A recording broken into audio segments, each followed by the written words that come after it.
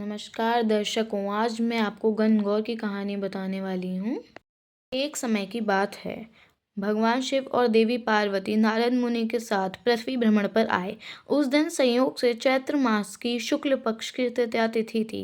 इस तिथि को गौरी तृतीया के नाम से भी जाना जाता है। ग्रामवासियों को पता चला कि भगवान शिव देवी पार्वती के साथ गांव में पधारे हैं, तो गांव की निर्धन महिलाओं के पास जो जल, फूल और फल उपलब्ध था, लेकर भगवान शिव और देवी पार्वती के सेवा में पहुंची।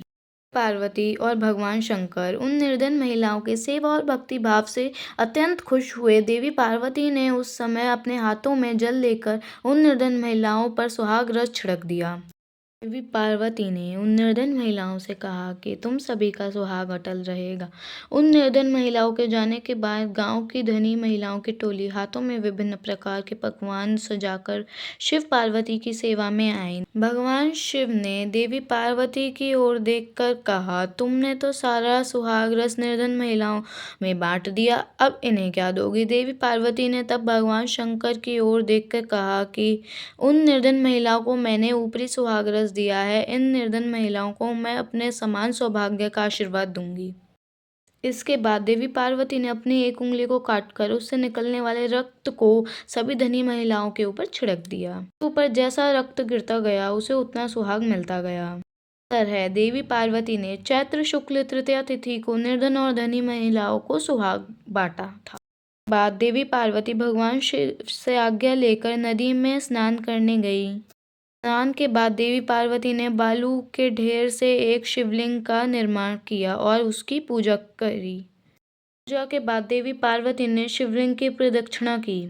समय उस शिवलिंग से शिवजी प्रकट हुए और देवी पार्वती से कहा कि आज के दिन यानी चैत्र शुक्ल तृतीया के दिन जो भी सुहागन महिलाएं शिव और गौरी की पूजा करेंगी, उसके सुहाग अटल रहेगा।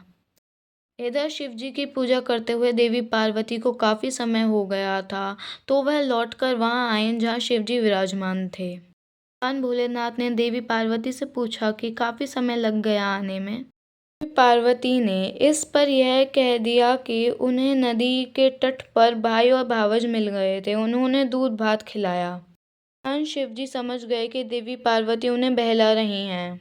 इस पर शिवजी ने भी कहा कि वह देवी पार्वती के भाई भावज से मिलेंगे और दूध भात खाएंगे। शिवजी देवी पार्वती और नारद मुनि के साथ में नदी तट की ओर चल पड़े। देवी पार्वती ने मन ही मन भगवान भोलेनाथ को स्मरण किया और कहा, हे शिव शंकर, मेरी बात की लाज रखना। जब भगवान शिव नदी के तट पर पहुंचे तो वहां उन्हें एक महल दिखा। उसमें देवी पार्वती के भाई और भावज थे। कुछ देर तक शिव और पार्वती उस भवन में रहे।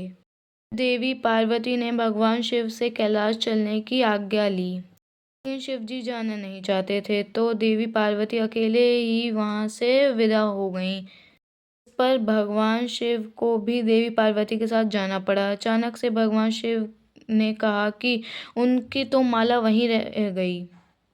जी ने नारद मुनि को माला लेने के लिए भेजा। नारद जी जब नदी के तट पर पहुंचे तो वहां ना ही तो कोई भवन था, ना ही देवी पार्वती के भाई और भावज थे। उन्हें एक पेड़ पर भगवान शिव की माला लटकी मिली। नारद जी माला लेकर भगवान शिव के पास गए और माला देकर बोले, प्रभु, यह कैसी माया है? जब मैं माला लेने गया तो ना ही वहां पे कोई भवन था, ना ही देवी पार्वती के भाई और भावज थे, बस जंगल ही जंगल था। एक पेड़ पर आपकी माला लटकी हुई थी।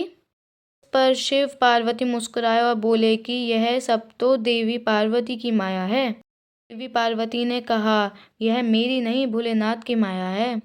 ने कहा, आप दोनों की माया आप ही जाने। आप दोनों की जो भक्ति भाव से पूजा करेगा, उसका प्रेम आप दोनों की तरह बना रहेगा।